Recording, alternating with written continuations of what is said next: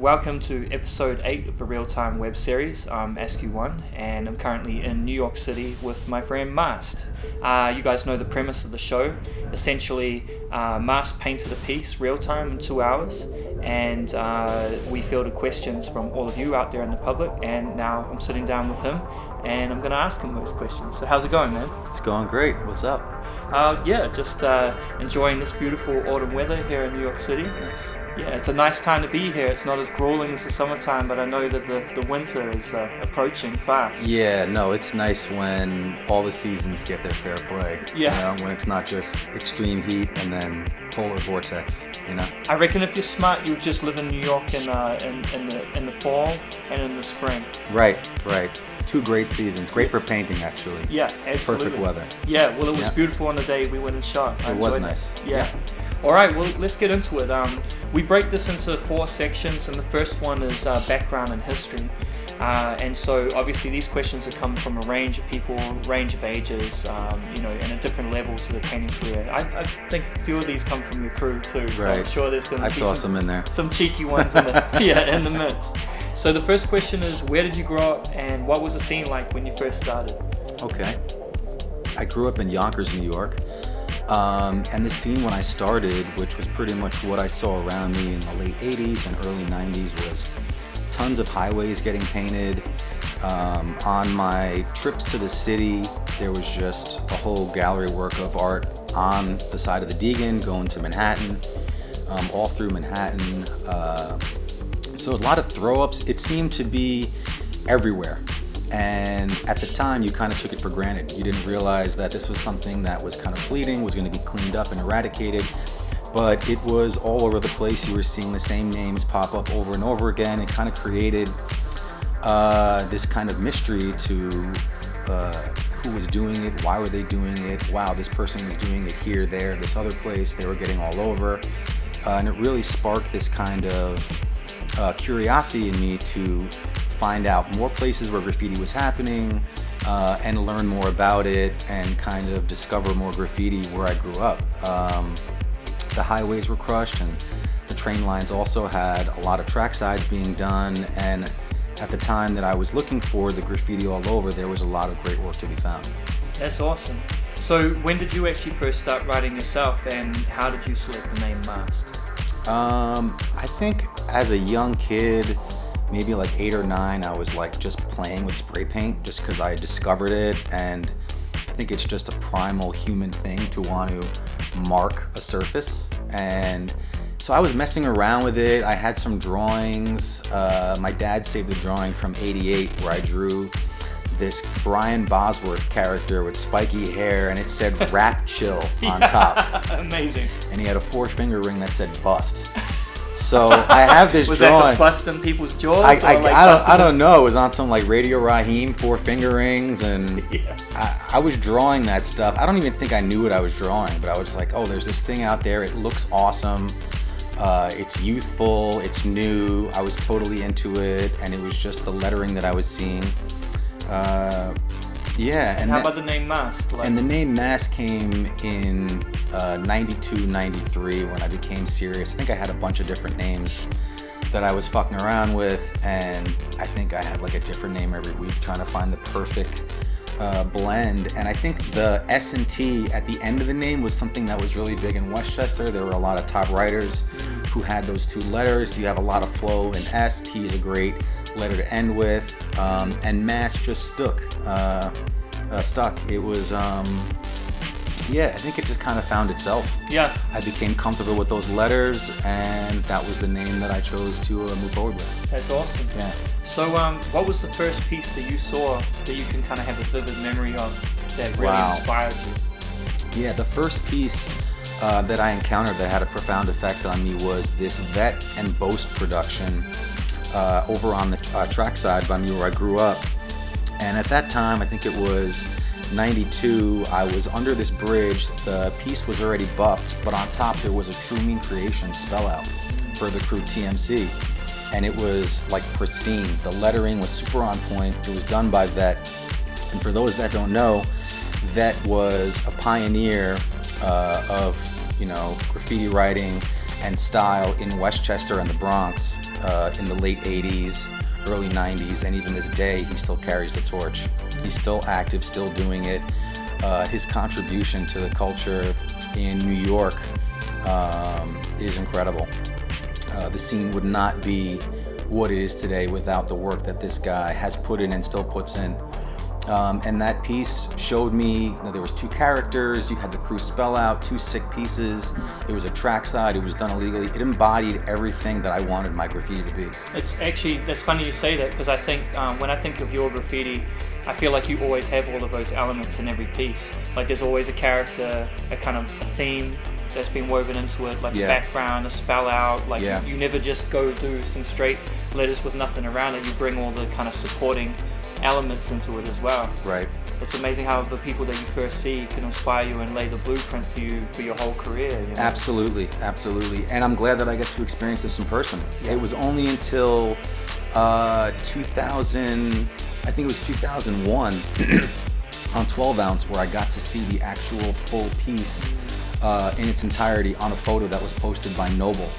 And that was kind of like this amazing moment where it was like, wow, here it is. And then, I mean, I knew it was amazing, but to see it in its full glory was just kind of like sick. Yeah, that's super awesome. Nice. Yeah. So, this is an interesting one. What's the oldest piece that you know of that still exists in New York? That's tough. Piece-wise, I mean, there's a lot of old school tags you can find around 95 in the Bronx, some old Blade tags, Comet tags in the Bronx off Webster Ave. Vet has a lot of like tucked away spots in Westchester and the Bronx, but a lot of shit's getting gone over. There was a comic throw up on the Metro North tracks that recently got gone over, and you know, the buff is just finding its way into the nooks and crannies and getting rid of everything. It's funny though, because there's a few instances of things getting revealed. I keep reading about like where they'll redevelop an apartment and find tags from the 70s and then still. Right. Or when they take down an old ad that was put up in the 70s and that billboard is just on top of these old throw-ups, and then you have this kind of like framed piece of artwork, you know? I mean, I think that's the beauty of graffiti, because it really is about a time and place. Yeah. You know, like it's a reflection of time and place. So I wanted to ask you about the origins and background of IMOK. Okay. IMOK is a crew that got started in '89. It was a crew that got started in the Bronx by Core 2, and it was based around the hardcore scene. And the early members were traveling around, going to hardcore shows. You had Target up in Boston. You had E-Rock up in Connecticut. You had, Chromag in Westchester. Yes 2 in the Bronx with Core. And we had Cycle out in DC, and we kind of had these different networks of artists who were in these different cities that kind of had their own thing going, but it all came together in '89, and it was a crew that was super influential to me seeing the work. Like E-Rock had his chapter in Connecticut, and then you had, Sub, Emit, and Gaze.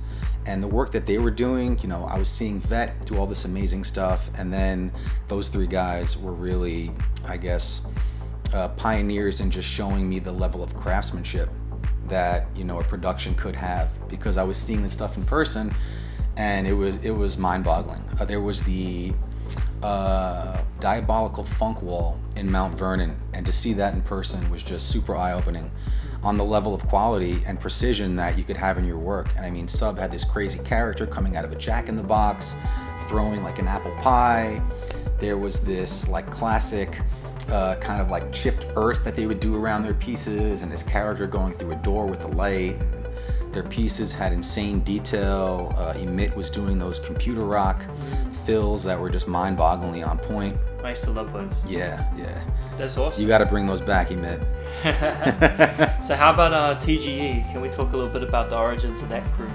Yeah, TGE is a crew that was started in 2000. It was started by Curve and Ronan and Esteem, 3 of my really personal great friends. And it has been amazing to be involved with something that we've really taken to the level it's at now. With all of our members, with Journey, Jedi 5, Eptic, Jake, Twigs, we have taken this thing, this kind of just fellowship of graffiti writers, and really just, pushed it. And I think it's an important thing for a lot of writers to kind of realize, is that these days people want instant kind of, accreditation, or just to feel accepted by having a crew that's already been established kind of co-sign them. And I think it's okay, but for you to make your own name in this world and to take a crew and to put it to the top, or to give it like a certain cachet of having like quality writers doing diverse things in different cities, and to really build up its popularity, that's really important too. And I mean, a lot of people are getting co-signed by older crews that are throwing people down, and for you to take your own crew to that pinnacle, I think is really important. And people are seeing that, and I think it shows. So how did you get down in both of those crews is the next question. Well, TGE, I was going to college with Ronan, and through him I met Curve and Esteem, and we would hang out during our different trips around the New York area and paint. So that was something that just happened organically through friendship. And then with IMOK, it was something that these were guys that I was looking up to. I was slowly getting introduced to different members. My buddy Jick was down. Him and Ewok would paint a bunch. I'd be painting with them. And then we were doing this throwback wall up in Connecticut in 2007. And it was Jick, Ewok, and myself, and we all did these retro pieces that were like total throwbacks of the 90s. And right when we were done painting, going to the bar to like have a beer and a burger, Jick said that he just got off the phone with Core 2, and he threw me down with the crew, and it was just awesome to be accepted and noticed by a crew that just had such a profound influence on the way that I produce my work and the level of craftsmanship that I try and put into it. So yeah. That's real cool. So in what ways has graffiti impacted or changed your life? Well, it's tough to answer that, to kind of think about my life without having this graffiti influence, because this is kind of what I've known and experienced. But definitely, I definitely view the world through a kind of graffiti lens. In everything I see, it's always aware, like in the environment that I look at. It's just something that there's this thing happening around me, and I'm paying attention to it. Mm-hmm. And I think in the beginning it was just totally full on, where I was just seeing this thing everywhere. But lately I've definitely like had more blinders on to like certain things that I'm paying attention to. There's so much shit going on out there. But yeah, impact wise, it's definitely been an outlet for kind of my wild side and my creativity, where I think as a kid I was just acting out and just being a maniac, and graffiti was this kind of creative channel that I got to put my aggression into, and it was kind of like a form of art therapy, where I got to work things out in a creative way instead of more of a reactionary way, and more positive. Yeah, absolutely. And I think that's something that doesn't get celebrated enough, that aspect of it. So what's the most memorable experience you have had in graffiti so far? Wow. I feel like there's little moments when you're painting where you're just with the crew and you're in the moment, and you're just having this moment of just expression, and everyone's on the same level, and there's a great vibe. And I think finding those moments, or trying to tap into those moments every time I paint, it can be a challenge, but I think they're always there, and they kind of surface sometimes. I was just out in Italy, and me and my buddy Jordyn were working on this piece, and it was just this piece on the streets in Napoli that we were doing outside of the festival. We just rocked up to this wall and we just started painting, and the people, it was right across from this elementary school, so we figured, hey, I got this dog character I sketched out, let's do this, because the kids will love that. And if anyone sees us painting this thing, they'll be like, oh no, look at this character, it's a dog with big eyes, it's kind of cool. And we were painting it, and literally like moms were driving their kids by, stopping, coming back, giving us congratulations, saying they liked it. And there was kind of a language barrier there, but you were just seeing the kids' smiles. They were reaching out, trying to grab it. That was a really awesome experience. Yeah. And that was something that we kind of just did to be like, fuck it, let's give this a shot. That was really awesome. So moments like that. Yeah, it's always the simple things. Yeah. So what is the worst experience you've ever had in graffiti? Definitely getting arrested. Arrested and being hospitalized for hurting myself out there in the field, keeping it real. Lots of stitches. When keeping it real goes wrong? Yeah. So many instances of that. Mm-hmm. Yeah. So, have you ever had drama with other writers, and how was it resolved? Are you a diplomatic person? I feel like I am, and I feel like a lot of that stuff, a lot of the drama, I mean, it's still around, but definitely coming up. There's so many people that are pulled into graffiti for so many different reasons, and you have people, I think like myself, who are attracted to its kind of creative and like the artistic escape of painting. And you have people that are attracted to the drama and kind of more of like the gang affiliation, the tough guy stuff, and there's definitely a lot more of them in the beginning, and I think their interest kind of dies out for being involved as long as I have. But I've always kind of kept my head down and just kept moving and working, and you know, I try to be respectful of where I paint and who I go over and doing it the right way, and just kind of like being aware of what I'm doing and, you know, where I'm doing it. And being self-aware generally is a good thing, right? Absolutely. Yeah. Absolutely. Okay. Now this is an interesting question. I mean, but you know, somebody said, how significant was 5 points to the New York graffiti scene? I mean, I feel like the New York graffiti scene what is its own thing. I mean, we talk about graffiti, we talk about 5 points. Graffiti to me is illegal vandalism. And I think illegal vandalism in New York at the time that 5 points was around was alive and well. People who wanted to find spots to paint and rock were painting.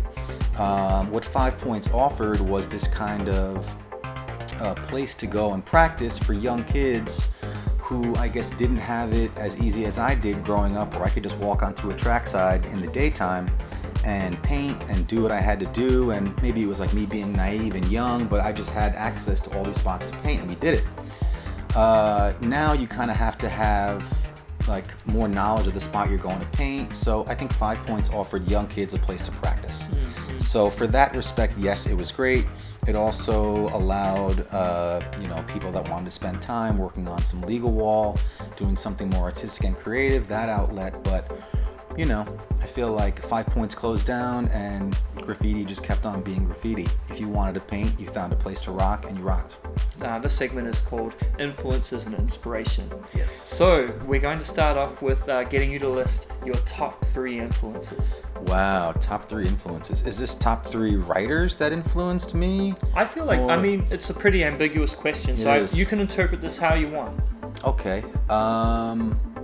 You know, I look back at my formative years when I was kind of formulating like tastes and things that I was like into and was drawn to. And I had this uncle Akira when I was growing up. Akira liked the comics, and he put me onto Akira comics. Right.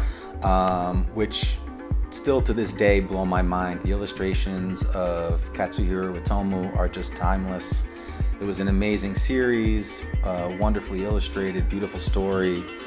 He put me onto Akira Comics, and he put me onto Hajime Sorayama illustrations. And the two of these things have kind of carried with me since my early days, but they blew my fucking mind. You can still see it in your work. I love the female form. The character kind of inking style of Katsuhiro is phenomenal. His level of detail intensity in his work. So I had those two influences as a kid, and I think I was maybe like 6 or 7 years old when I discovered this Sorayama book, and I was blown away. He pointed out that, you know, all the models that he was drawing all had these birthmarks and all these cool little details that I just got sucked into his work. And he actually has a show going on in New York right now that I got to check out. I'm gonna go see it tomorrow. But that's awesome. Super amazing. So love that work. And then graffiti, I'm in Barnes and Nobles in Yonkers, and I pick up spray can art. and who's on the cover? Mode 2.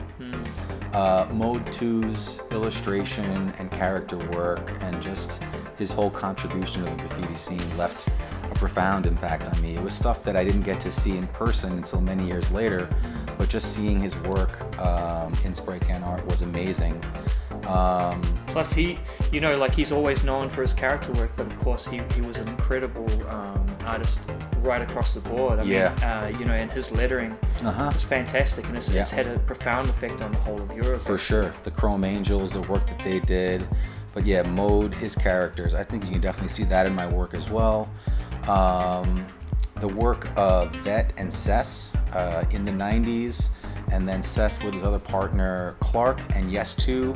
I mean, these guys were doing incredible work illegally all through the New York area, and it just spoke to kind of the way that I like to present my work, which is the highest level of quality and style in the illest locations. It was interesting because IMOK from MSK, like him and I were just talking on the weekend, and he was like, to him, Cess has been such a benchmark as somebody that it doesn't matter like how far you seem to look back in his career, he always was painting work of a high standard, even for that time, you know, in that era. It was always like at the highest kind of level it could be. And bombing, doing illegal work and doing it at that high caliber, and just seeing this stuff happen. I mean, he was pulling off stuff with Clark, illegal spots. Maybe they were tarping right on the street, on like Southern Boulevard in the Bronx. Really wild shit.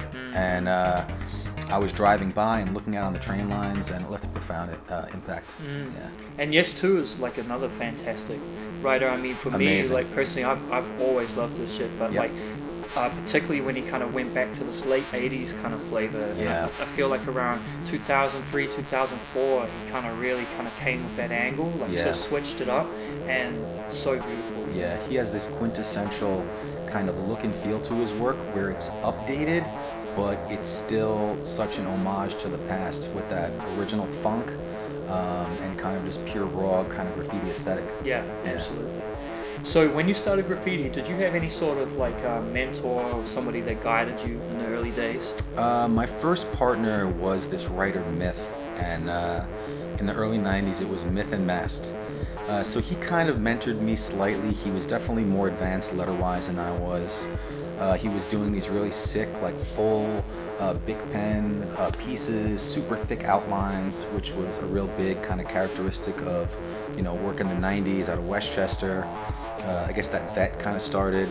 But he kind of mentored me, took me to 238th Street for the first time, which was an incredible eye-opening experience, this like super Hall of Fame in the Bronx. So going there, but after we kind of stopped painting, I kind of had a few, I guess, peaks and valleys of like super activity, and then kind of like a low, and then getting back into it. So the early 90s with him was kind of the start, and then I was kind of on my own and just kind of figuring things out, and, you know, just exploring and challenging myself. Great. So who are 3 writers from New York that you think the world should be aware of? Perhaps like some people that maybe don't get that much shine. Well, I think definitely Vet. I don't know if he's as well known as he should be, as someone who's made such a tremendous contribution to the scene here in New York, and the writers that he's painted with in their development. But he's still putting in work today, and, you know, still contributing, and it's incredible to see. I think Curve is someone that has an incredible aesthetic, so much energy and rawness into the work that he does, that really taps into, I guess, the essence of what graffiti is about, which I love seeing. I think those 2 guys right now, I feel like everyone knows. I mean, I think that those guys get their shine too, but it's a tough one to call. For sure. Okay. So, who are the top 3 writers that have caught your attention at the moment? And that could be a global list. Well, I guess just seeing the way graffiti is developing, and the way it's moving into the future, and the way writers are getting influenced from graphic design, like the work of Pant and the work of Dems. Those guys are doing really cutting edge work.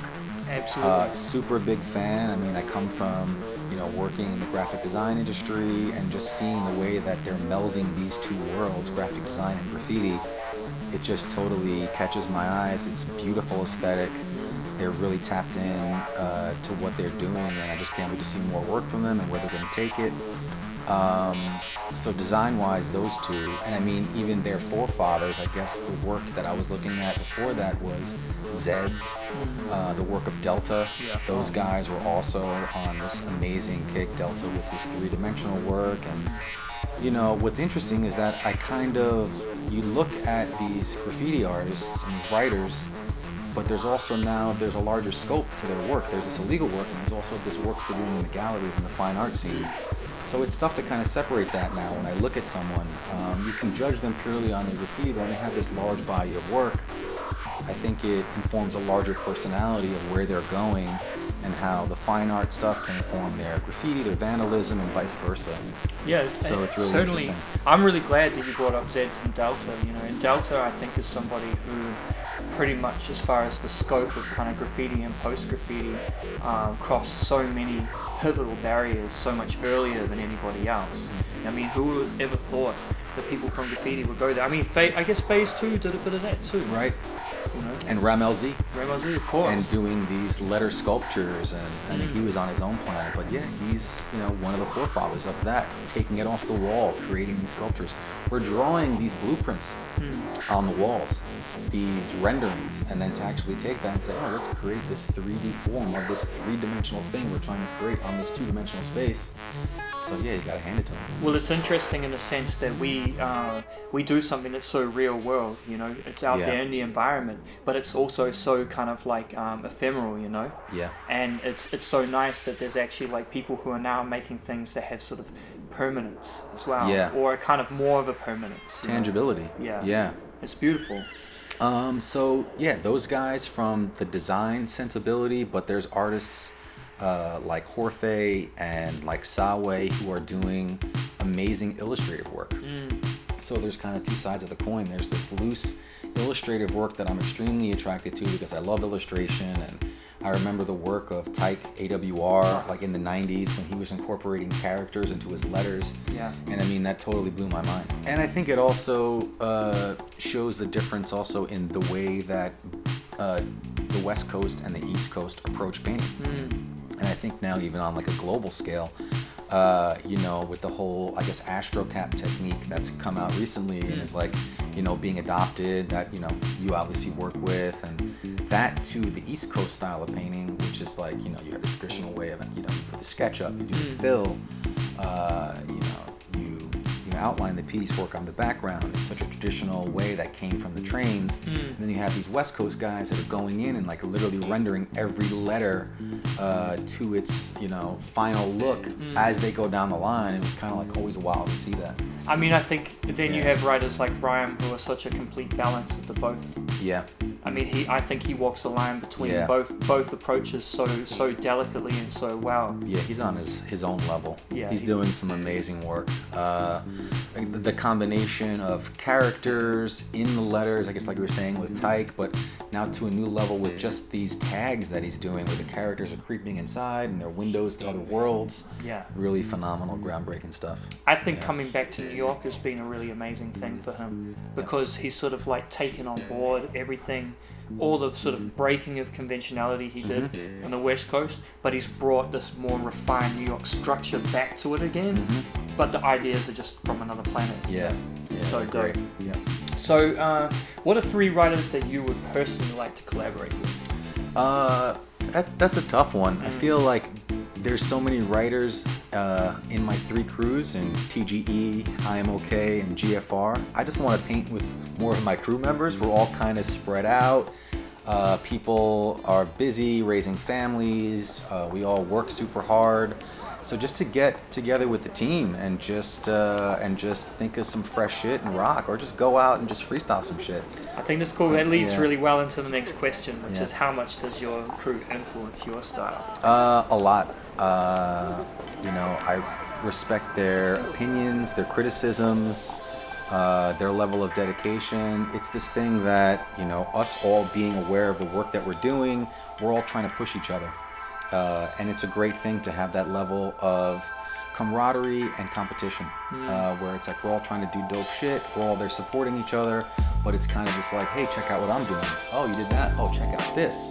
And it's this frankness of being honest with each other and, saying, hey, try this, being open to criticism, open to different comments, and kind of looking at your work in a different lens sometimes, and it's fantastic. The camaraderie is, phenomenal. I think that's the key to every great crew's success. Yeah, and it comes to the point where you're painting with your crew, your friends, and it's like, okay, so you did this dope piece, what else can you do? We can all go out there and do a dope piece. How are you going to make this piece something memorable? How are you going to use the experience that's around you while you're creating this work of art and tie that into your work? I think in the past couple of years, I've taken a real awareness of putting the experience into the work. And if you've noticed in my work, I've always had these like kind of 2-line signatures that I try and pull something from the experience and name it and give this experience a name. So it's a masterpiece, there's a character. What's it about? Smooth vibrations, graffiti mystics, like, bugging out with this like, Fife Dog, rest in peace wall. And I drew all these crazy bugs and, just pulling some kind of story from this thing that happened, Fife Dog passing. This tribute, but I think it's really important. Yeah, I think it's cool. I mean, I think that's definitely, when I think about your work, it's almost like a postcard, or a page of illustration from a comic book. Right on. Like it always has a theme. There's always kind of more to it than just like the name. Yeah, I've gotten that from Rhyme. I saw Rhyme doing that a lot. We'd be painting in the same situation. I'm seeing how he's actually pulling things that are happening around us, things that we're laughing about, some joke, and putting it on the wall. And I think it makes the experience something where you're living it. You're not just there doing this thing. You and your experience are on the wall. Yeah. And looking back at those pieces, you remember all those moments and those stories. Absolutely. And it becomes alive again. So how do you take influence without biting, in your opinion? It's difficult because, look, we're all writing graffiti. We saw someone do this thing, we liked it, and we copied it. So, it all stems from this kind of, I want to do that. In the beginning, you have these toy years where you're just copying and just, literally duplicating stuff that you're seeing and you like, but I feel like no one is an amazing copycat. You kind of add your own flavor. And I think that's something that after those formative years where you're kind of figuring things out and you start getting style, you have to take responsibility and say, okay, you can't just take what that person did and duplicate it, That's not what the point is, You have to just be able to accept doing some whack shit for a while until you figure out kind of what your aesthetic is and what you're trying to show. But I think it's when you take an idea, and there's obviously tribute work where it's like you're literally copying someone's artwork, like a homage to a Rosetta or Bourdain, exactly, or even a graffiti grade. Right. Like I just saw this amazing Dondi tribute by Mr. Waney, and he actually took Dondi's Children of the Grave lettering and he made it say Donnie, but it also said Waney, and he did the character. He's super on point with kind of having the piece say 2 or 3 things. Yeah. But that's an homage to Dondi, obviously. When you're taking something that someone did, and I think it's all about putting your own spin to it. That's what graffiti is. You saw someone do these letters that you liked. You started trying to do your own letters, and if you see something, you have to just put a heavy hand in making it your own. Yeah, absolutely. And I think developing your own look so that when you do execute something that you see, you kind of spin it your way. Yeah. So how have your motivations for painting graffiti changed compared to, like, say, when you first started? That's interesting. I feel like there's definitely different motivations now for different work that I'm producing. If I'm obviously at a wall, a legal wall painting, I have some kind of illustrative idea that I want to execute, or this kind of challenge, this color scheme that I want to make work. But I feel like at the base of why I keep writing, it's those moments where you just want to hop that fence and go behind this building, or out at night and do this trackside. I feel like the reason I write graffiti is this kind of romanticized, the moon is out, I'm painting this trackside, the tracks are behind me, the trains are zipping by, and it's just that moment. It's like me, it's the piece, it's the experience. Like, that's what I love. It's doing that work, illegally, and those are the most fun moments. That all informs the work that I do, on a sidewalk in the city, but those are the most purest moments for me. So beyond graffiti, where else do you look for inspiration? Well, like I mentioned earlier, there were those two artists that my uncle put me on to, and I was already into comics, but Akira definitely opened my eyes to this whole new other genre of comics. But I think comic illustration, there are so many phenomenal illustrators that I look at for inspiration. I mean, graffiti art being, I guess, influenced by the work of Vaughn Baudet and Jack Kirby are two phenomenal artists. Jack Kirby in the comic book realm, and Baudet as well. But currently, wow, there's so many. Just to name a few, I guess, Bill Sienkiewicz. He's a phenomenal writer. My buddy Risk9 put me on to him years ago with his Stray Toasters, and his graphic novel for Elektra is mind-blowing.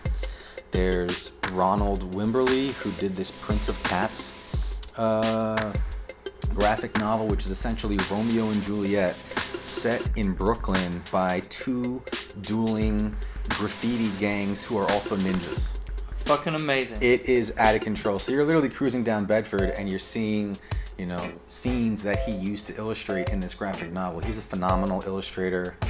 Who else? There's so many amazing artists right now. There's Chase Conley. He's phenomenal. My buddy Logic is a comic illustrator, and he's put me on to a lot of amazing people doing work right now. There's Cameron Stewart. He's doing phenomenal work. There's like so many to name. There's classics like Mobius. Yeah. I mean, yeah, Manara. Elliot Francis Stewart. Yeah. He'll put me onto Mobius. It's like one of his faves. It's mind-blowing stuff. It's almost overwhelming. I can just go, start looking on the internet at all this work, and it's never-ending. Yeah. Graphic design. There's so much interesting work happening in that field as well. Current painters. I mean, yeah. Sweet. So, how would you describe your style of piecing? My style of piecing, definitely traditional, I guess, with an updated formula. I think with the style and something that I'm focused on right now with my lettering is having a kind of pushing and pulling. I used to do really stiff letters when I came up, and I'd always look at my pieces and it looked like there's a bunch of straight lines like pickup sticks, and the letters had no soul. And having letters that have a soul and movement and gesture and energy is something that I've really focused on in the past couple of years. So it's certain letters having this kind of recoiled potential energy, other letters having this super kinetic like movement where it's actually like flying through the air or like punching out, like my M's. I always love to have this really like deep kick of like a start that really like kind of like gets you into the piece, and then from there you're just kind of like computer rocking all through the letters, and then the T has this like awesome powerful sign off.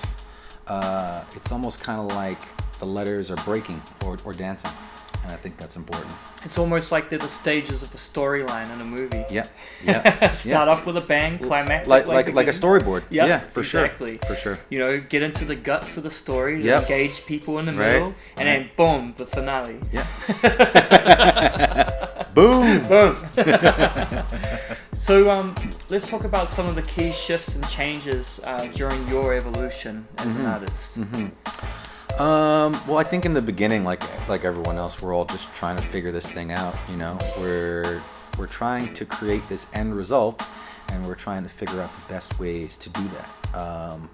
But while being creative and trying out new ideas, and there are some times I remember painting and being so locked into certain parts of this whole piece without stepping back and I'm like, oh, this is coming out so sick. And then I step back and I'm like, this looks like fucking garbage. What was I thinking? But you know, I'd get caught in little zones, and in that little area, I guess the idea was kind of sound, and then I'd pull back and nothing was relating to itself. The 3D over here was like, you know, under its own spell, and then the stuff, nothing really matched up, and it was completely inconsistent. So yeah, I think there's something I developed in the process that helped me figure out a way that I could execute what I wanted to execute in a way that was best for me. And I think when you see in this video, you kind of watch me paint, and I start with the outline, but then I immediately go and do my background first. And I've been working on these kind of real fades and a lot of kind of dramatic lighting in my work, where I want the backgrounds to be something that's done, and then I can lay my piece on top of that, so that getting into all those negative spaces and nooks and crannies with a fade or something isn't going to be a pain in the ass at the end, and not going to be able to produce the same, you know, broad fade effect that I want to produce. So I'm doing my backgrounds first, then filling in, then working on characters. But with anything I do, I always like to work on the background first, because I found getting into those negative spaces later with color can be a harder process. Especially if you're doing something atmospheric. Yes, because exactly. You know, and painting a clean style over the top. Right. I always like to have my pieces have these nice flat gradients in color, and the background kind of be ethereal and misty and kind of magical, mystic style. Yeah, cool. So how do you go about selecting the color palette for your pieces? Color palette. That was something that I really started taking a lot seriouser when I started painting with State 2 and the GFR boys, him and Vor. They were doing some amazing color work with their pieces, and definitely had like a science as to why they were doing certain things, and that definitely rubbed off on me. It started having me take that more serious in my work, and just like the effects that color can have on your piece. I kind of grew up with this old school mentality from my first partner Myth, that we would just do all these, you know, black big outlines in our books, and it was a black outline on a white page, and not resort to color to have all these kind of like, you know, extra effects and kind of camouflage for weak lettering. So for me, it was all about building up my letters, which I'm still trying to do today, and around like the mid 2005, when I linked up with those guys, it was now about, all right, hey, we can do a nice looking piece. How do we use colors to create mood, to, you know, emphasize certain parts of the lettering, but it's all based on contrasting colors, you know, and knowing your color chart and knowing what colors are going to affect other colors in what way, and how to make certain things pop. And that theory and that whole kind of exploration of what color can do, and colors are fucking crazy. Oh, they are. It's amazing. I mean, just looking at the way light, you know, reflects, and it's an amazing thing to explore in your work. So how would, I think we kind of almost touched on this in the first question, when we're talking about your style of piecing, but how would you describe New York style graffiti piecing? I mean, New York is 100% traditional. There are some writers out now who are starting to kind of break through and do their own work, but it's such a traditional town. It's kind of, we all, you know, come from, you know, the train painting, you know, the original stuff, these subway writers, and then that gradually came off trains and onto walls. So it's a tradition that people take very serious, and you know, when you start to get out of that box, people say, oh, what's going on, what's this? But I feel like in this day and age, there's so much happening that there's so many different sects of people doing stuff. You have like traditional graffiti writers, and now on the streets you have all these street artists, and they're doing their take, and you know, but it's definitely a traditional town. So many, there's a traditional view of graffiti occupying this landscape space, from the sidewalk, maybe up 10, 15, you know, feet. But I mean, you know, then again in the 90s, there were these large productions that were happening in the 2000s all over the Bronx and New York City, and those big productions kind of stopped being produced, and then kind of street artists came and they started going up the wall. And I think it's a challenge that graffiti writers have, who are taking on like these large-scale murals as to how can I take this thing that I do, horizontally on the wall and extend it vertically, and how am I going to occupy that space, and how is my graffiti art going to inform this mural that I'm working on? It's something that I'm trying to challenge myself with now. Yeah. I think the fact that you weave in so many other elements actually enables you to do that quite freely though, in a lot of ways, because you can work vertically because of the characters and the themes and things that you bring in, and then just I guess kicking out one shape like super big or magnifying something to a large degree. Right. This leads well into the next question actually, which is, how do you think the style of graffiti piecing changed in New York over the past, let's say 10 years, but they've asked 10 years, but let's even, kind of take it further if you feel it's appropriate. How has the style of graffiti piecing changed? Within that traditional kind of sense. Well, I think just people having access to all these brands of paint now, and just more colors and the ability to have all these different ideas of color theory now matched on the wall with the actual cans that coincide with, you're not just limited to this certain amount of, colors to select from. But I think with graffiti, the traditional style for, people that consider themselves traditional graffiti writers, that it's, where it's based on the letter forms, it's been very consistent. And I think like what we were just talking about, there's this kind of gap that certain writers are challenging themselves to fill with their work, and to kind of develop. And it's definitely a challenge and something that I'm looking to do with my stuff, and to kind of fill that space.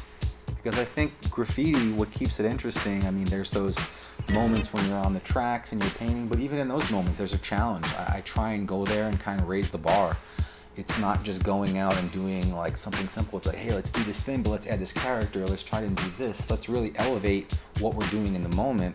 And I think with, having this kind of 50-50 life of, doing the legal work and then also, working legally at these like approved spaces and legal walls, when you're in that space, how are you going to make that a challenge? Like, what am I trying to do to elevate this experience? I don't definitely want to do the same fucking piece over and over again. Is it this larger illustration, this kind of portrait style work? And it's definitely, the new challenge is up. It's vertical. There's all these street artists taking all this real estate who didn't earn it. Yeah. So, But it's interesting because I've got a particular theory about that. There are definitely street artists, but there's also, I think, a blanket terminology. Street art is describing a whole bunch of different people. It is. For me personally, I get invited to these, what they call, mural festivals, but sometimes they're called street art festivals. And I suddenly get called a street artist, which I hate. Right. Because that's not my journey. To sort of, extend on what you're saying, I'm really excited to see what some of the New York writers are really going to bring to the table once they bring an openness. Like seeing what Wayne did, for example. Yeah, me too. I'm excited to see this, I was like, wow, that is the shit. Yep. Seriously. So, what do you think about regional styles, like within America? Like, do you think that they still exist, or do you think that they started to become a blend, like, throughout, like, the US?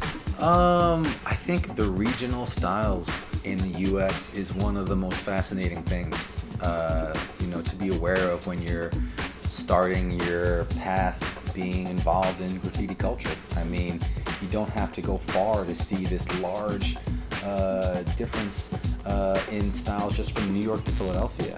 Philadelphia is always a city that I've been fascinated with. I have crew over there. I've been visiting there for many years. But just that between New York and Philly, 99 miles, you got this whole different approach to the way that they paint, what they focus on. Their hand styles are phenomenal. These wickeds, and it's wild. The West Coast has their own style with piecing. You have the East Coast style of executing the piece, which is super traditional. Focusing on the whole instead of individual letters, and the West Coast going for letter for letter for letter.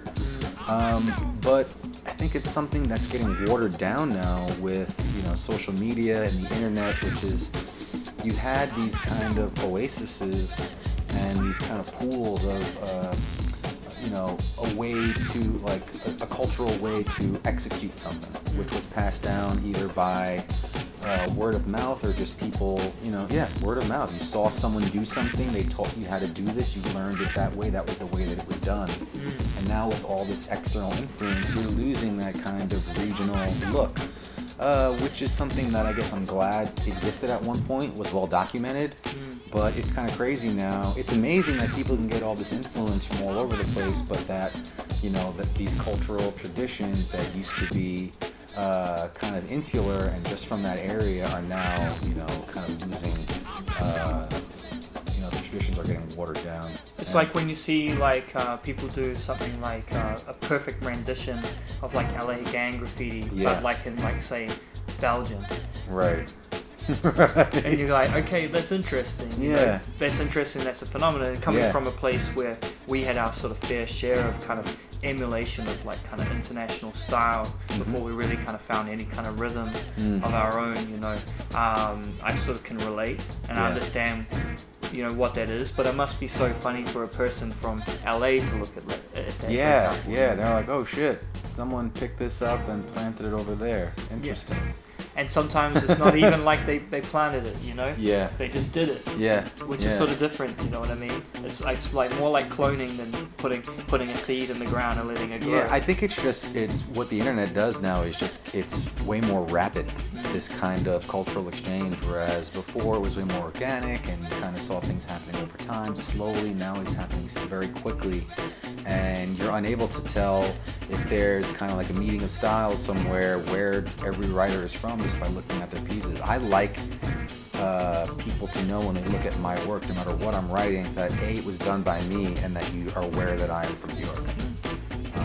I like to think that that's evident in my work, but who knows? People have their own opinions. Absolutely. I think it's pretty busy.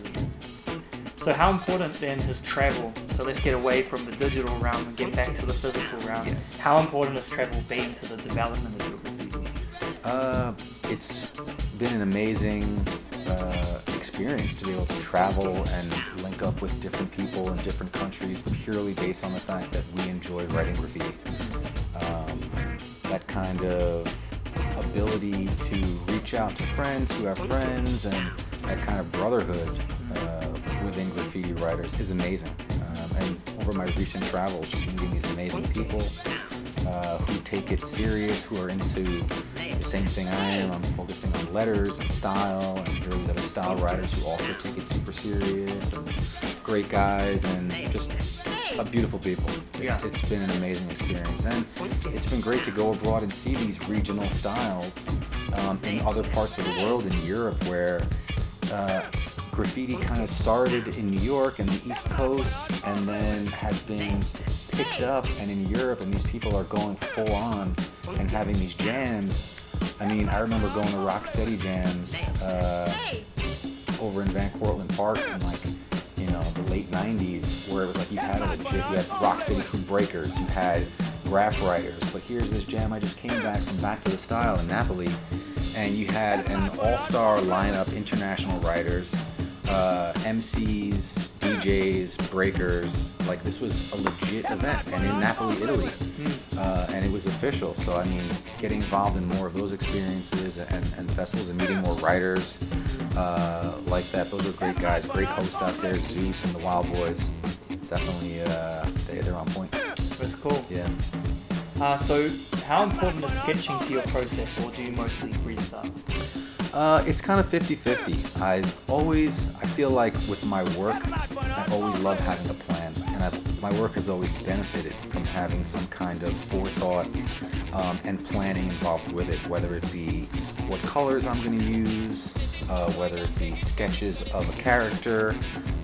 I can freestyle at the spot and make something up, but lately when I go with my work, I like to have some kind of plan. It's funny, on this trip that I took this year out to Athens, Greece, I really had no plan every wall we did. We would just get to a spot, we'd spend like 3 or 4 hours and freestyle something, and it was awesome. But the one day that we spent a little more time, I kind of sat down at the beginning, I sketched a little something, and just kind of created something a little more meaningful. But I'm definitely one who's always sketching at home, and I think that's because I'm really trying to develop my illustration style, in addition to my lettering, but also having that pairing where it's 50% illustration, 50% lettering in this kind of cohesive composition where the character and the letters kind of carry the same weight.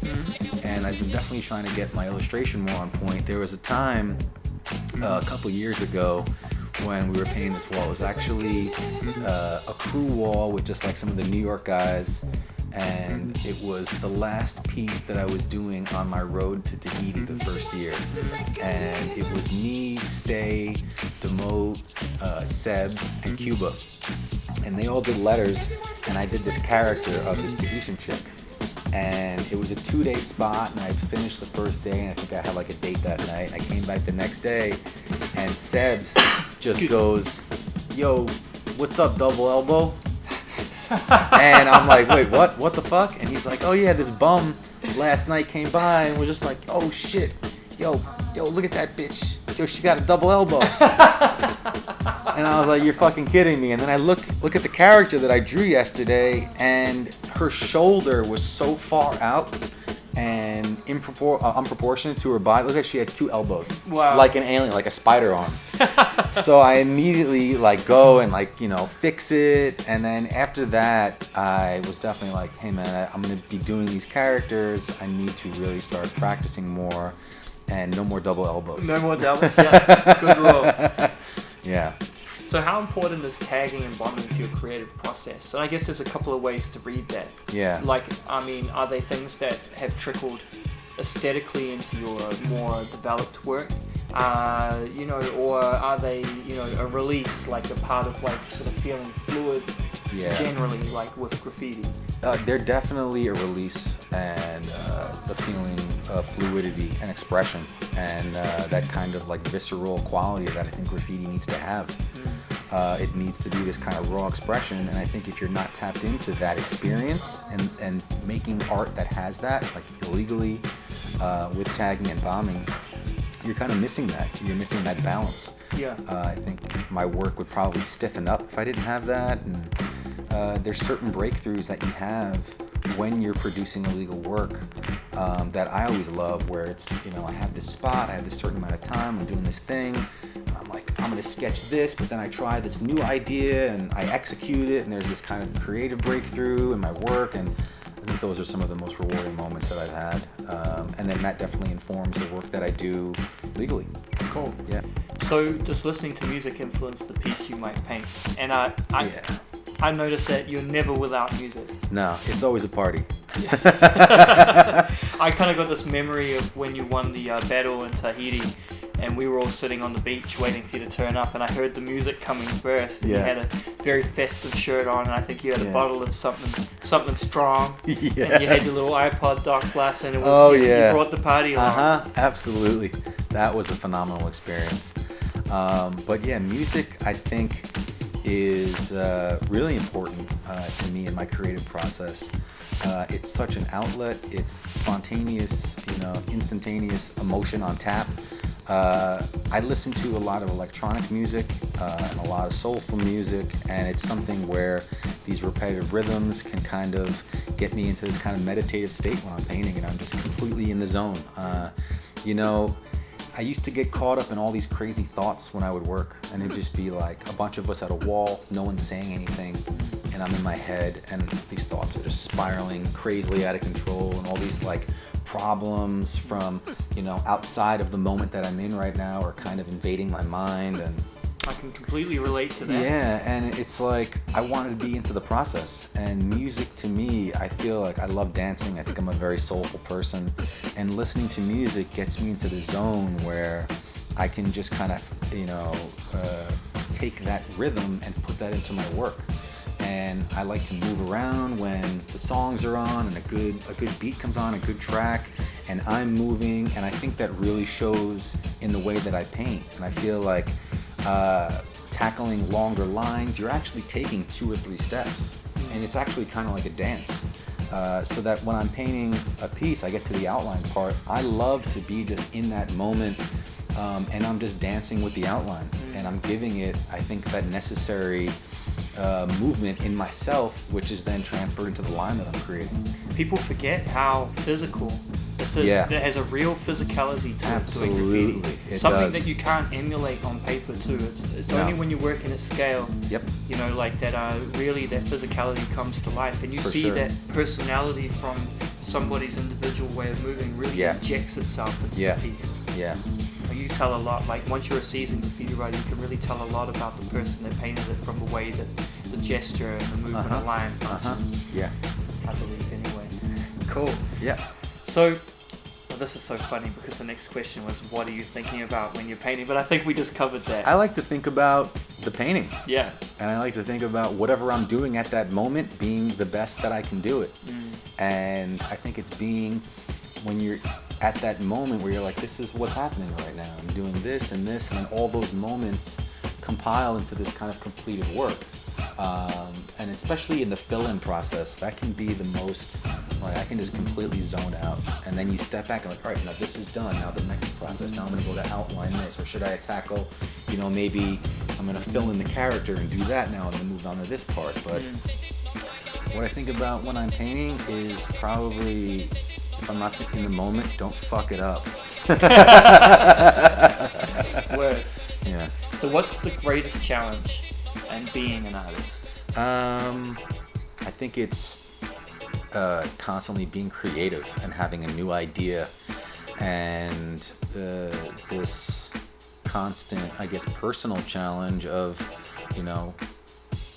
having new creative work to show, and having new creative challenges to address while you're painting, to keep it interesting, not only for yourself, but for those who are watching. But I think painting is such a personal thing.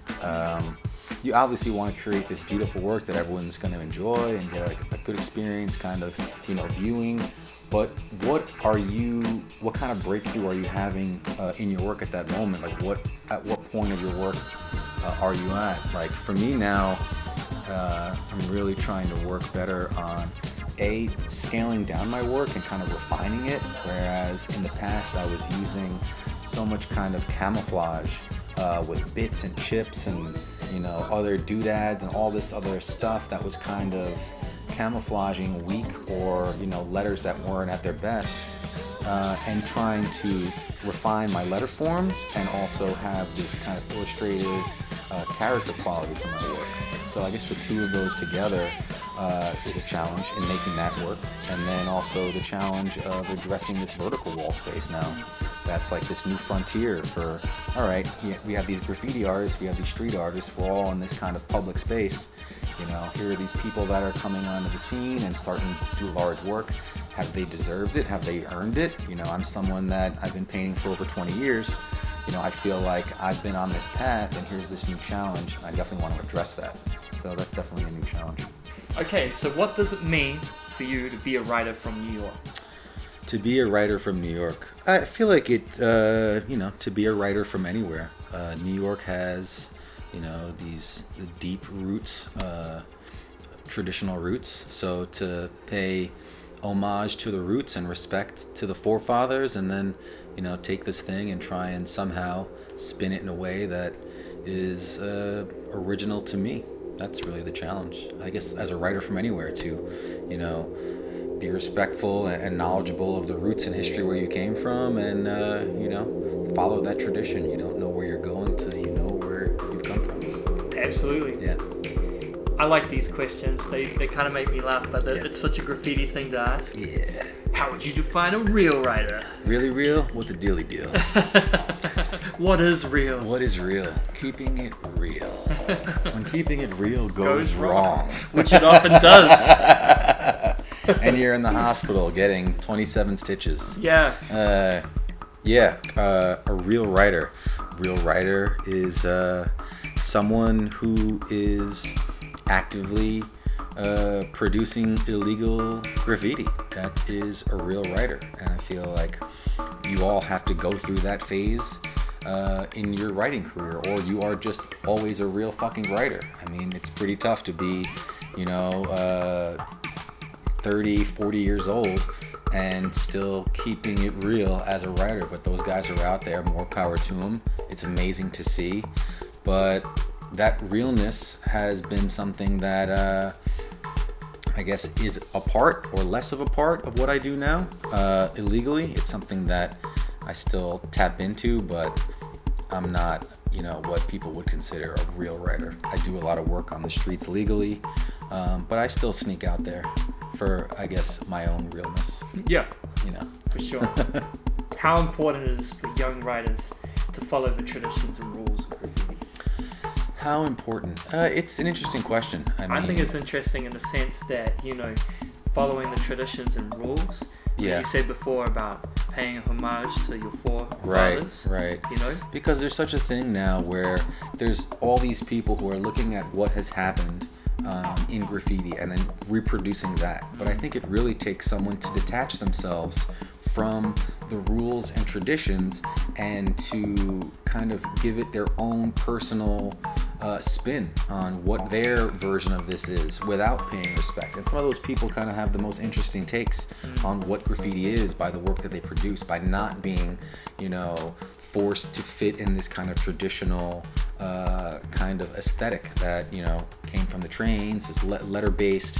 There are some people out there who went through those phases of being super traditional and then are kind of really doing, eye-opening stuff. Like those two illustrative cats that I mentioned earlier, Sawe and Jorge, really taking, this traditional form and then, injecting it with this super unique illustration style, and producing these like letter characters and really interesting stuff to watch evolve. So to follow the traditions and rules, as far as the rules go, do something dope or else it's going to get gone over, by something dope. Hopefully the rules say, you got a bunch of tags on the wall, you do throw-ups over that and pieces over that. It's just like, try and elevate the location, try and elevate what you're doing. Some people are out there doing the same kind of boring graffiti and you just kind of glaze over it. Another super forgettable piece. It's like, oh. Yeah. Step your game up. Yeah, pretty much. Absolutely. Yeah. Are you currently a full-time writer or do you work to support your passion? I definitely work to support my passion. And yeah, being a full-time writer, there was a time in my life where it was all I was thinking about was painting. I didn't have a lot of the responsibilities I have to worry about now, paying bills, and being an adult. So I guess when you start to accept the responsibilities of adulthood, being a full-time writer kind of falls to the wayside. Something's got to go. There's got to be that balance. So I work to support my passion. This is kind of like the same question as before, but asked in reverse. If a writer paints exclusively legal walls, does that mean that they are fake? Well, it depends on what stage of their career they're in. I feel like there's a lot of people out there painting these legal walls and that's all they're doing. And if that works for them, fine. But I've always found I need this balance, like too much of one thing and I'm getting sick and tired of it. I need to go and do a trackside or sneak into some abandoned building and rock something and just get in touch with that original experience of escaping into the exploration and discovery and finding graffiti. And those moments are the most pure. So if you're not experiencing that, then it's pretty much your loss. But I think it also shows in your work and people can tell who these kind of legal eagle writers are and not someone who's out there working at night and putting stuff into the urban landscape for other writers to discover. Absolutely. In your opinion, is it possible to make a living from doing graffiti? And that one always cracks me up. Yeah, it's a tough one. Doing graffiti, we're talking about the, illegal vandalism of public property. Unless you're working for some type of a promotional company and you're just out there risking your freedom, for a paycheck, you could make a living doing graffiti. But then you can also make a living doing some kind of, painting murals or doing something where you're using skill sets that are informed by your work in graffiti, your illegal work, your legal work, and you're taking the can control and your abilities that you've learned from being a graffiti artist, and those can now inform the work that you do, painting murals or any type of creative outlet that you have. Yeah. Absolutely. What is your advice for writers on how to stay relevant and push the boundaries? How to stay relevant and push the boundaries. I think that's a matter of just sticking with something and finding an idea and not getting discouraged and pushing yourself in a direction. One thing I realized in graffiti, and it's been something that's carried with me all through life, is that at a young age when I started writing, there were like certain crews that you looked up to, and certain things that appealed to me. Like I wanted to execute this type of piece. I wanted to do like a fresh piece with a character, and this crew was like the top crew. And then it's taught me that having goals in life, and then achieving those goals, and then setting other goals. And when you focus your energy onto a goal and you have something specific in your life that you want, I truly believe that when you put all your energy into doing that, it's not going to happen overnight, but over time you will see results. And anything that I've ever wanted to do that's been goal orientated, with time, with energy, with just hard work, these things will happen. And I think it's not being discouraged by it not happening fast enough. If you care about what you're doing and you want it bad enough, good things will happen. So what are your predictions for the direction of graffiti over the next 5 years? Wow.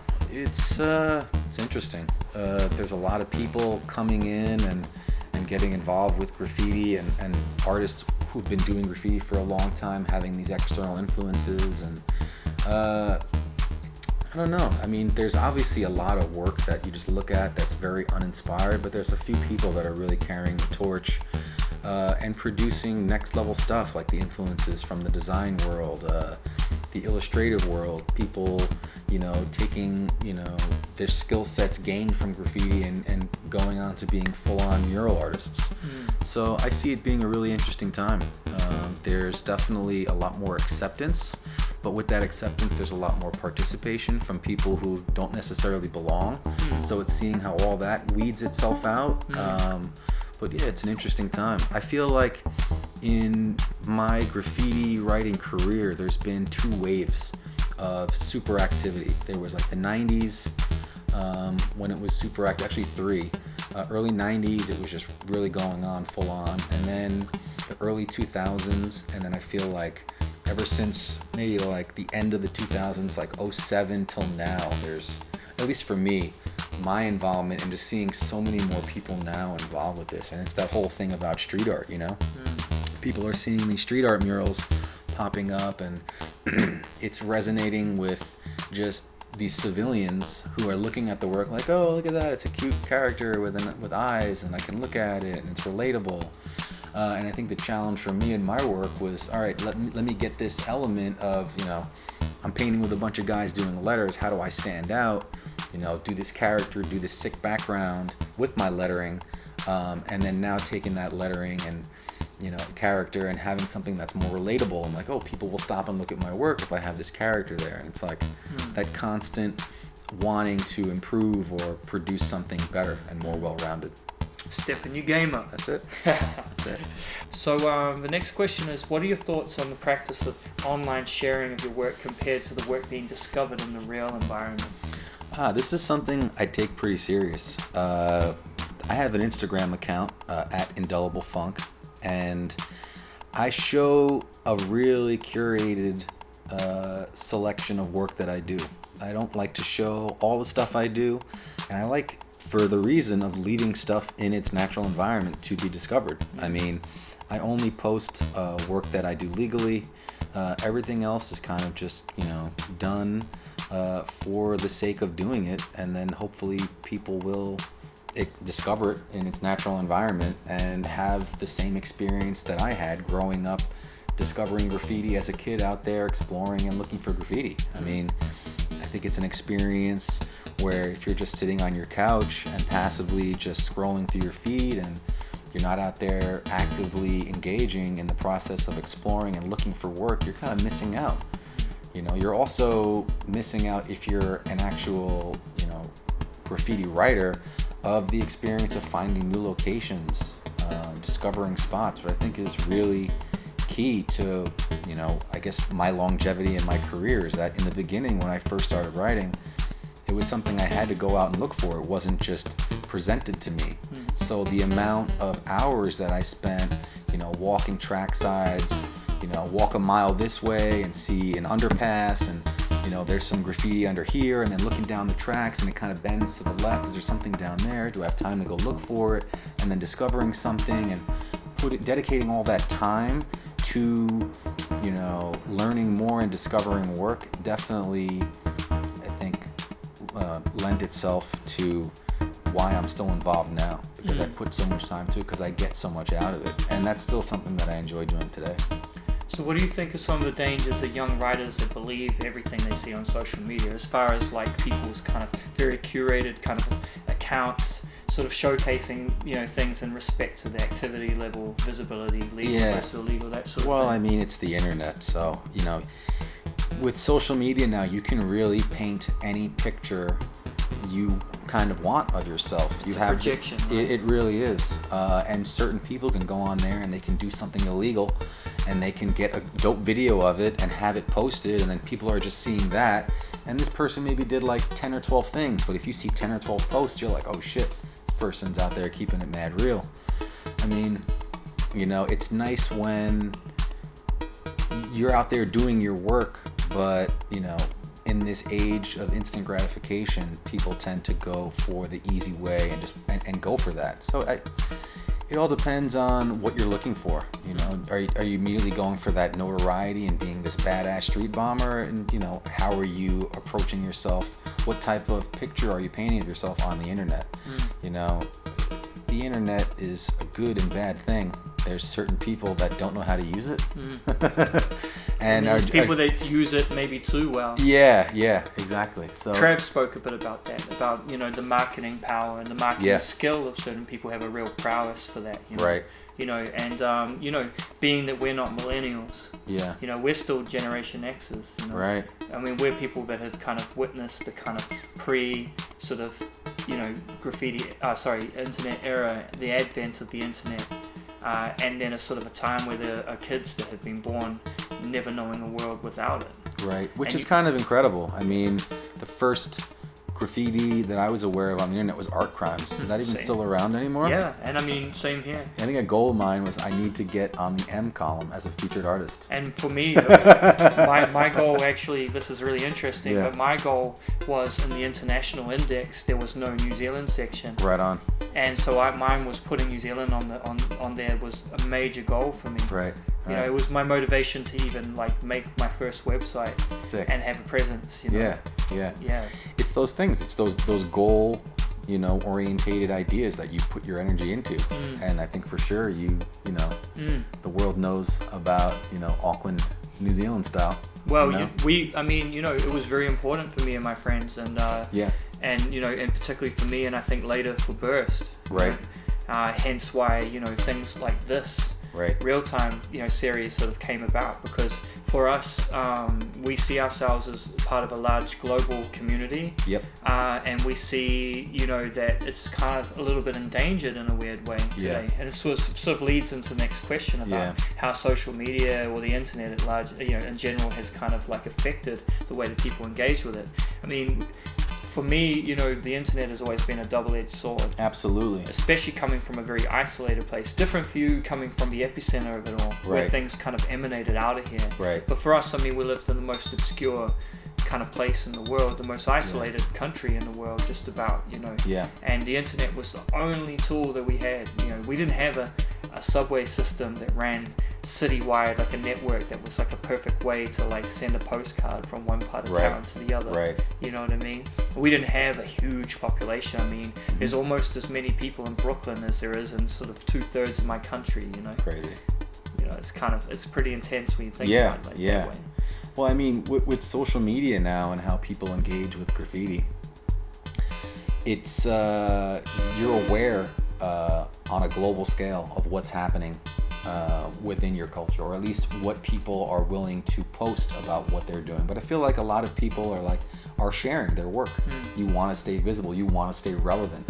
You know, you have to post some work so people see that something is happening, whether it's everything that's happening, the full story, or just a snapshot of what's happening here or there. But it's that, you know, if you stop doing a piece, if you stop writing, 4 months later, people are like, you're forgotten. You know, people forget about you really quick. And this day of, you know, social media, they're flicking through, and you're lucky if you get a second for someone to look at your work. And it's also scaled down on this, you know, handheld device. It's a really interesting time. It's almost like to have any visibility, you have to kind of create a small little GIF or a video. And I think what's really interesting about what Burst is doing with this, real-time series is it's the full length of a piece being produced. Yeah. And that layered with, a soundtrack and this interview, it's this amazing thing where it's like, you have to commit to watch this. Most graffiti videos, people just say, all right, this guy's doing a piece, let me see how it looks at the end, boom. I've been criticizing for editing a 10-minute long video. It's too long to engage people's attention span. Yeah. I think, to speak on that, I think it's wonderful to really lure people in to look at things at as much depth or as little depth as they want. Right, but for that amount of depth to be available, for someone to say, let me watch how he produces this piece, so it kind of demystifies the process. You're there, you're seeing all the lines come together, the outline, the caps, the technique, and then also having, the interview part to kind of enlighten the process. I think it's a really wonderful concept. It's why I jumped on board and wanted to help him out with this, because I see the value in it for young people. I mean, I remember being so young and not having mentors because I came from a small place. Yep. And to have had a resource like this just would have blown my mind. I would have probably not only watched this once, I probably would have watched it religiously for a couple of weeks, studying everything, And that's the beauty of when you're at that age, And I believe that if you want to engage people, give them something to engage with. Don't rely on the whole cop-out of that's not the way media works now. Right. That's a cop-out. Give people some depth and they'll, they'll engage with it. Right. Well, those who are looking for that. I mean, I remember the videos that I had growing up were, videograph. And you're watching these videograph and everything was edited down, but you were watching these artists produce the work and the soundtrack. I mean, the second I hear one of those break beats, it's like I'm immediately transported to, that time and that nostalgia, and it's just like, oh shit. Yes. It's like, it's ingrained. Yeah, absolutely. I think we've kind of skimmed through a few of these questions just naturally. They kind of all flowed on. Yeah. So I'm going to move forward a little bit, and I'm going to ask you, this one's kind of interesting. I mean, they're saying, should graffiti be secret and anonymous, or is it okay for it to be publicized and accepted? I think it's 50-50 on that. I mean, it still needs to be, demystifying graffiti. You can demystify certain artists who are painting, who want their work in the public sector, and they're not partaking in that kind of clandestine, nighttime activity. But it all depends on, I don't think it should ever be. I mean, if graffiti was fully accepted and publicized, it would lose its fun. Yeah. Absolutely. So what are your personal top 3 graffiti destinations around the world? Wow, top 3 destinations. I mean, I've been lucky with the opportunity to go out to Tahiti the past 3 years. That's been an amazing experience. Just being out there, painting with local artists, and most recently producing one of my largest murals. This year I've had the phenomenal opportunity to do a lot of traveling abroad, which has opened my eyes to just, feeding my love for travel, and then just meeting other like-minded individuals all around the world. I mean, New York is an amazing place to explore and see how it's evolved over time, and how certain spots have kind of had this rise and fall. But I guess my top 3 are probably 3 places that I haven't been yet, that I want to go explore, that I want to leave my name. Somebody's asked, I think it's a great question actually, about the process and level of punishment in New York if you get busted for writing. Yeah, well, the first time you get arrested, for me it was a big wake up. It was like, oh shit. There are consequences for what I'm doing. You definitely have to learn how to act after that. And if you want to keep, doing what you're doing, and that's something that I took really serious. I'm someone who enjoys doing, adding more style to their work and doing larger works and, bigger, more colorful, bigger productions illegally. So how do I keep doing this thing that I love to do? And how do I maintain the longevity of my career in doing it? And it's kind of tailoring my work and where I place my work to do that. I've realized that I can't be this person running around the streets, doing all this visible illegal work that caught up to me early on in my career. So it was saying I can, choose the environments and choose the situations that I choose to engage in and get what I need out of it while still having, the cognizance of like, all right, is this going to keep me on the radar? Can I still kind of move and do these actions and not have the same consequences as someone else out there trying to be, the king of the streets? And that's something that I realized early on when I formed my ideas about what I wanted to do and how I wanted to participate. And it was this idea that this is something that I love doing. How do I do this for as long as possible? Yeah, long game. Yep. Excellent. So, do you think having a full-time, actually the oldest vandal squad in the world in New York, affects the level of graffiti, or and I think they're talking about the standard aesthetically. Like, do you think that it's changed how graffiti looks visually because of maybe the speed or time in which people kind of are granted to be able to get away with doing certain things? I don't think the vandal squad really has much of an influence on that. People and cops in general are out there looking to arrest writers, and writers are trying to figure out a way to get over with respect to a vandal squad or not. The fact that there's a dedicated police force purely in charge of arresting and prosecuting graffiti writers. Maybe you switch your name up. Maybe you want to be on the streets, but find a faster way to get your name if you want to have that kind of in the streets notoriety. It's different. There's always new names popping up and new people who are going out there and putting in tons of work in the streets. It's amazing to see. But I don't think the vandal squad really has effect on their style. These people want to do their work and get in and out as fast as possible. Yeah. So, and I think we talked a bit about this, but what's your opinion on street art? It has its place.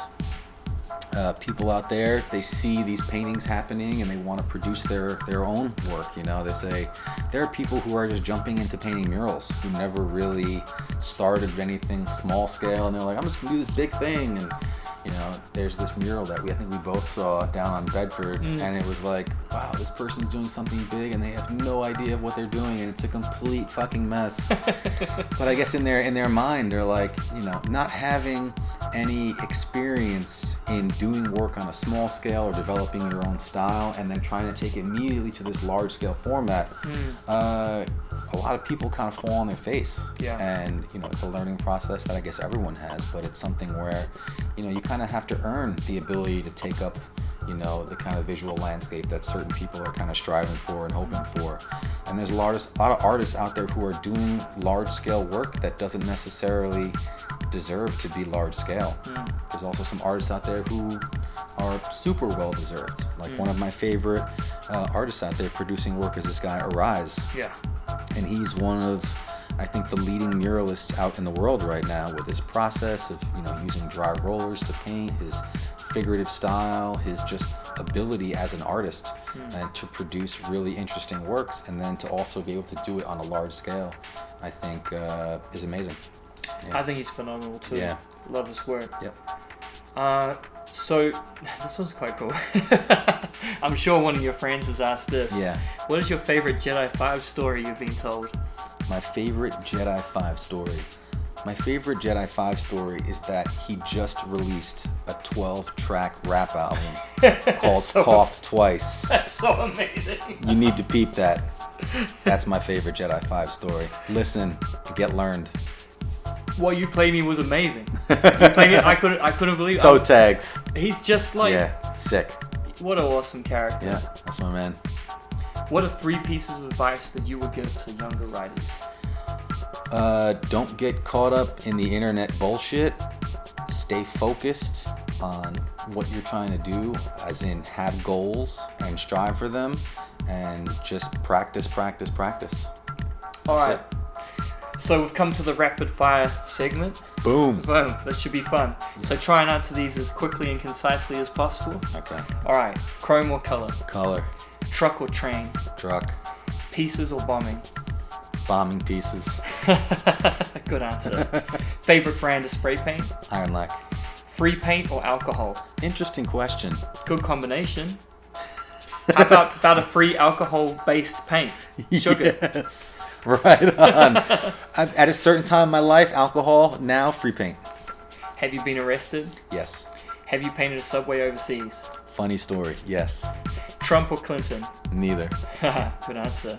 What is your spirit animal? I've always felt I've been aligned with werewolves. Werewolves. Yeah. Nikki. Ow! Top 5 daily essentials. Daily essentials. Interesting. Coffee, gym, music, some type of outdoor activity, and some type of creative expression. Perfect. And these are special questions from some New Yorkers. How many grapefruits do you keep stoked at any one time? Yes, host. Enough so host doesn't have any for himself. Is that supposed to be stocked? Stocked, yeah. They've yeah, spelled it yeah. stoked. Yeah. All right, I'm like, stoked? I thought this was some New York terminology I wasn't familiar with. Stoked! Yeah. No, he's a grapefruit aficionado. Excellent. Amongst other things. Yes. Pizza too. Many. Yeah. What time is Bloody Mary o'clock?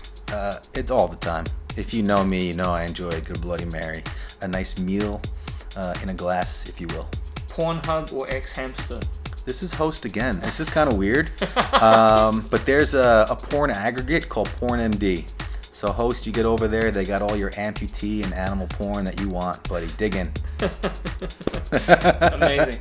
What are your predictions for the 2018 Super Bowl? Being that I'm so keen on sports, I'm gonna guess that it's the Brooklyn Dodgers versus the New York Cosmos. All right. Shout outs. Just want to give a shout out to my man One. For hooking up the soundtrack for this. And Future Worlder for contributing some tracks as well. Want to give a shout out to TGE crew, IMOK crew, and GFR crew for their limitless camaraderie and inspiration. And onward and upward, y'all. Peace. Thank you very much, bro. Yeah.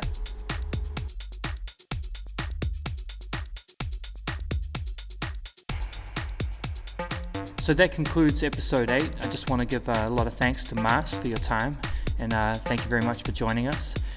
This is a resource that we're hoping to create for all the writers around the world, so it's very valuable when you contribute your perspective. I hope the video was insightful, inspiring, and educational for everyone that's just watched it and listened, and thanks to all our contributing questions and sites, IG accounts, and blogs for your shares of our video. If you'd like to see more videos like this, make sure you subscribe to the channel and watch some of the earlier episodes. Drop us a like, share, and comment below. Make sure to leave us some feedback and recommendations how we can improve the series. And also let us know who you'd like to see in future episodes, and stay tuned for your monthly viewing of a real-time web series. Thank you.